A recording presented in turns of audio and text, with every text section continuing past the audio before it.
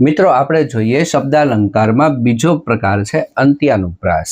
વાક્ય કે પંક્તિમાં અંતે પ્રાસ. હવે આ શબ્દ સમજવા જેવો છે, સાવ સહેલો છે. પ્રાસ એટલે શું? તો કે પ્રાસ એટલે સમાન ઉચ્ચારણ થાય. શું થાય? સમાન ઉચ્ચારણ. જેમ કે રામ, શ્યામ, સીતા, ગીતા. આપણે ગીતની પંક્તિમાં જે છેલ્લે સમાન ઉચ્ચારણ મળતું હોય ને એ બધા જ પ્રાસ કહેવાય છે. તો એ વાક્ય કે પંક્તિમાં અંતે પ્રાસ મળતો હોય. ઉદાહરણથી જોઈએ આપણે. જેની જશોદા માવલડી